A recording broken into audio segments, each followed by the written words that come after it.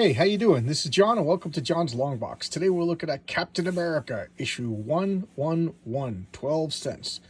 This came out on December 5th, 1968. And why is that a big deal? Because it's the day before the day I was born. So there you go. This is the closest comic book to my birthday. And this is Steranko, Jim Steranko. Jim Steranko is one of the first rock stars in comic books, if you ask me. He was a new hire. Like, we all had the Jack Kirbys and the Steve Ditkos, and these guys were geniuses. And then Steranko just came in and introduced like pop art into comic books, and people just went berserkowitz for it. I showcased Nick Fury, Agent of S.H.I.E.L.D. #1, and you could just see the guy really turned comic books on its ear. He really did some crazy stuff that I've never seen a guy. I think he only did like 34 total issues in his career, and the guy has like such a large legacy. I got to look up exactly how many comics that Steranko did, but the guy is phenomenal. All right, let's take a look at this. This cover is just classic cover, and I'm being real careful with this. I'm tired of being skinny. I want to drink on weight fast and the fun way. You know, I'm tired of being skinny, guys. Gain up to a pound a day, proven by thousands. Thousands of pounds? Wow, that's a bit much. Love that hair. Love that hair. Okay, so here's proof that it works. Okay, you just drink the shakes and ba-damn! As soon as you're done, as soon as you put the glass down, ba-damn! You're all muscular. All right, enough for that. And let's look at the edition before we go. Second class, yep. Volume 1, #1, 1969 issue. Oh, okay, so it was wrong. Release date December. Okay, so it was it was released on December 5th, 1968, but it's got a March date of March 1969. What does that mean? That's when you return the comics. So it came out the day before I was born, but you return it in March. For those of you who do not know, in the olden days, I'm dating myself. Comic books had a time, like you brought them to the newsstand. Okay, they were brought to the newsstand, and then the guy at the 7-Eleven or whatever sold the comics, and then every month he would return comics. You'd rip the covers off and send the comic back, and they would get a credit. So in March, you would return this comic back. So the date on the comic, does it have a date up front? Yeah, March. That's when you return it. That's not the date that it came out. That confuses people. That confused me until a couple of years ago. So here we have. It's not a splash page. A splash page doesn't have to be the first page, but a splash page has to be one panel. So this is just, I always think of like Steranko is very cinematic. He's one of the very first, like him and I think, I was about to say something and I realized I was wrong. Will Eisner was very theater-like, and Steranko was very cinematic. There's a difference. So I always read the spirits as if they were stage productions, but I read Steranko as if they're movies. Okay, so let's take a look. So this is just a fast montage of everything that's going on. And what is this? Steve Rogers is at a carnival. I couldn't think of the word. And he's doing everything. And he goes to one of those that your fortune told. Tomorrow you live, tonight I die. Dun, dun, dun. And look at that. Okay, so there's no splash page so far. And this Steve's like, well, this is pretty bizarre. What does that mean? And then boom, boom, boom, he just gets attacked. And I love that. They put the shield on the back of him. Like that. Like he wouldn't walk around and people wouldn't notice, But whatever, that's just a comic book thing. So he rips off his shirt. He's got a shield on his back. And I always love this. He's fighting, but he doesn't have his mask on yet. And he's just action man, just jumping around, beating the crap out of everybody. Look at him, just fighting, smashing. Doesn't need a mask. And why doesn't he need a mask? Because at this point, and the whole purpose of this story is that Steve Rogers' his identity is known to the public. Everybody knows that Captain America is Steve Rogers. So they're just attacking him, and I love the cowboy-looking guy, but there's nothing phony about it. So there's a carnival attraction where you shoot at this cowboy, and the cowboy shoots back, just like smoke, but this one's loaded with real bullets. So he's just, under real damage. And look at this panel. Look at that panel. That is like up there with Kirby as far as action, if you ask me. The shield just shot. That is so freaking cool. I could look at that panel all day long. And now he beats them all, and he's like, his face is in shot. Just really cool. Just really cool. And here we have Madam Hydra. So she's running Hydra. I don't know how many leaders there are on Hydra, but there's a whole bunch of leaders, and she's one of the branch leaders in Hydra. Just look at that. That is just so cool.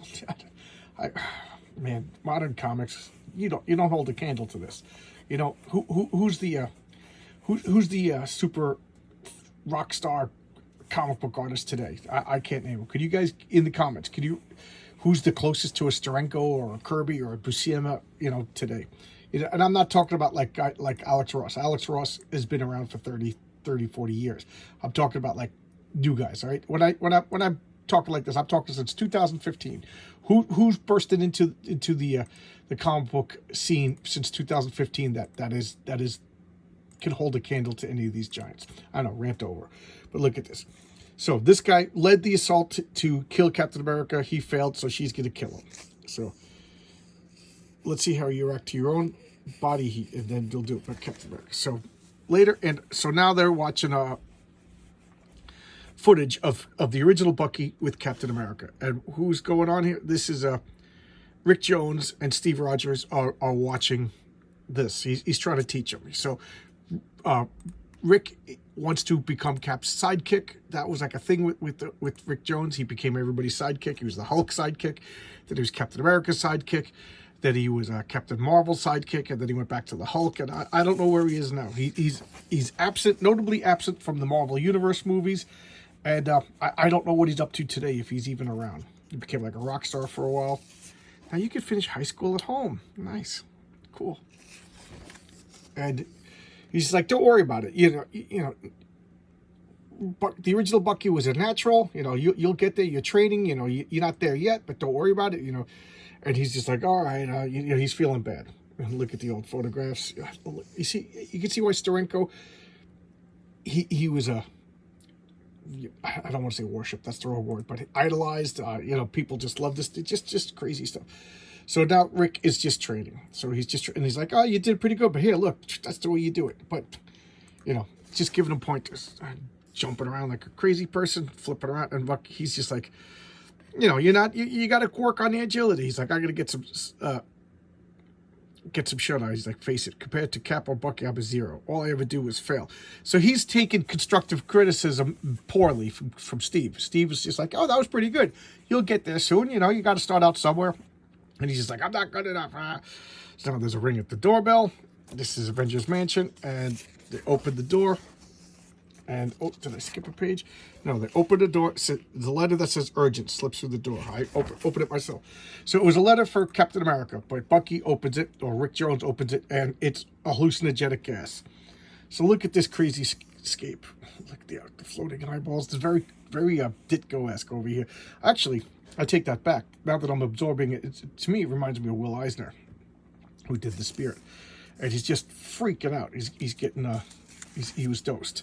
Here we got some coin collectors. I love, if I had more money and more space, I would collect coins. I just love coins, but that's an expensive hobby, and I don't want to start. So now he's hallucinating, like death is telling him to go through the door. He's opening the door, and he's dying, and he's seeing the original Bucky's basically admonishing him, like, you'll never be as good as me. And then the two Hydra agents, like, well, we didn't get Captain America. We got this kid dressed up as Bucky. Let's grab him. That way Madam Hydra might not kill us. So Captain America's coming home, and what does he do? He finds remnants of the letter, and he's like, what? What's going on? They captured Rick Jones. Now we have, it's not, is this the splash page? I don't know, but it's a twofold spread. So I'll come out. So Captain America is just going berserkowitz. Just getting them. Just get them, Cap. Go get them. Look at that cityscape in the background. Come on, Marvel. Come on, Marvel. You got the blueprints. Look at the oval muscular. He's just, and you could just, he's just in a rage. He's just going berserkowitz. I love when they show Under the Shield. So he's just beating them all, beating them like the rearview mirror. He's found to stop them, and he's just an unstoppable juggernaut. Look at this. Just kicking, smashing. He kicks so hard, it's like a freaking explosion. Bullet, He's like, we got to get out of here with this. What are we going to do? We got this. Look at this brutality of this picture. I don't know what Cap's doing, but it is badass. Look, the head is just grabbing him, and he's just, look, rage. You got Bucky, and it's my fault. You know, Cap is a good guy. Bucky is, and keep in mind when I'm saying Bucky, I'm talking about Rick Jones. He's green. He's not ready for this stuff yet. He's training for this stuff, and I don't know. Just he'll never be as good as Bucky. Bucky was a natural, and Rick Jones is filling in, you know, but he wasn't ready at the very least. So now he's feeling responsible because Cap is a good guy. And she's like, oh, the boy cannot threaten us. And they put him in a tube. They're going through X-rays. He's got no hidden weapons. He's no threat to us. She's just smoking away. You put him away. We'll use him as a lure to get the real Captain America over here. The boy is no importance, but he should warn Captain America, you will pay with your lives. And then as he escapes, you know, so they underestimated Bucky. They thought he was just a stupid teenager. Missile tanks. You guys want a missile tank? Or a monster-sized skeleton? Or karate? Oh my God, let's get all of them. Guys, let's get a missile tank. We'll learn karate. We'll fight the monster-sized skeletons. Come on over. You're invited. You're invited. You're invited. Everybody. We're going to get tanks, karate. We'll do karate in the garage. I just cleaned out my garage. So here we go. He's following the trail, and he's like, I know it's a trap. I'm like, I love the eyes. I don't know. Strenko just makes me excited, because how can you not be excited with this guy? And he bashes open the door, and look at this green robot. It shattered the door with one blow. What's going on? And it's, I am the man killer, created for one purpose only, to destroy the enemies of Hydra. So it's an armored robot, a man-shaped instrument of death. Even now he braces to attack. His arms have sprouted metal spikes. Look at Captain America. He's got throat punched over here, but that's not going to stop him. He flings and fights. And now Rick is just like, what's going on? I got to get out of here. I got to get to Cap. You know, I failed him. You know, I said it before. There is no better motivation for a superhero than guilt. You know, so if you ask me, Rick's got the good start to be a superhero. He feels guilty for the Hulk. Now he's feeling guilty for Captain America. That to me shows that he's human. He's got the right, like Spider-Man is guilt. You know, Batman is motivated out of fear. Superman is motivated out of love and protection. You know, and Wonder Woman's motivated by compassion. But to me, the superhero that, you know, I'd rather read the most of Spider-Man because of that. I don't know. It's most human. It's the most relatable. So now this thing is just burning off his attacks, beating the crap out of Captain America, firing at him. He's like, what are we going to do? What are we going to do? You know, anything he could do. This robot is countering him. Mini bikes, comic books, blast off with this. These were fun. I had these as a kid. Too skinny. Yep, that's me. And then Captain America's doubling his resolves, and he's firing miniature missiles. So I love this. This is Captain America being he pushes up against the chest. So when he fires the miniature missiles, they detonate and blow backwards and just rip out the spine of this man killer robot, defeating the robot. So now he's in the silhouette. He's jumping around. You know, look at the buildings. He sees everybody. Run, Captain America, run! He's like, oh, he escaped. He went back to, he proved himself. He's got what it takes. So even Captain America was a little doubtful that Rick had what it takes. Look at this panel. Look at that. He's hit. He's got him. He's mad. He can't dive through a fire. He's like, kept leaping into the bullets. Why? Why? He's like, we saw it. We killed him. We killed him. And she's like, oh, that's preposterous. We gotta get out of here. Hell Hydra. We killed Captain America. So now the police are looking through. And what do they find? A uniform, a Steve Rogers mask. Steve Rogers was a false identity. So Captain America was one step ahead of them all. He realized that Rick was at risk as long as everybody knew that he was Steve Rogers, and he would never have a moment's rest. He could just be attacked at any moment. So he's setting up, you know, reestablishing his secret identity as a, you know, saying that Steve Rogers was a false identity. The real Steve Rogers died in World War II. Who is he now? There was one thing I wanted to show you, and I passed it, and maybe I'll start at the beginning. But how exciting is this? This is just great comic book stuff. This is just so much fun. And I don't see... Oh, come on, where is it? Where is it? Look at that panel again. Look at that panel again. It's got to be coming up. Where is the panel? Is it? It's got to be in this one. If I don't find it in the next one, I'll just end it. Oh, well.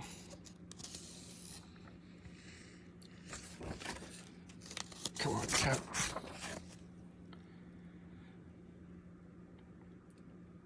Oh well, I thought it was in this one. Maybe I made a mistake. Yeah, I don't think it's in this comic. But it was Captain America smoking. I thought it was in this comic. Oh well, Captain America's not smoking. But it was the last. Because Captain America used to smoke in the 70s, but he's not smoking anymore. Oh well. There you go. I always like to look at the names, but I don't know anybody. I already looked through the names. I don't know any of the names. And there we go. Not Brand X. This was the humor magazine that I talked about in my crazy video.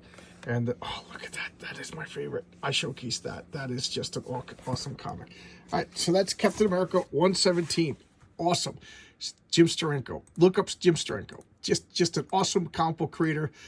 He was like a comet. He came in blazing, he burnt out and left. He's still alive. He himself is as bombastic as his art. He's got this pompadour, old gray pompadour. He's like hitting on chicks. The guy's like 80 years old. He's hitting on like 25-year-old girls, and he's probably getting them too because the guy is just super charming. All right, I'll see you guys tomorrow. I'm almost at 300. I'm going to do a live chat. Just give me your input. What should I do? I like schedule it in like 2 weeks or something like that too. You know, I'll give the announcement when I'm going to do when I officially hit 300, and then I'll pick a date, and then what do? I'll just hold out some comics. We'll talk some comics, ask some questions, do stuff like that. I can't imagine it's going to be too exciting, but I don't know. It'll be fun. All right. I just can't believe that I'm at the point where I'm actually considering stuff like this. Thank you guys. You're the best. Every single one of you are the best. Thank you so much. All right. See you tomorrow. Bye-bye.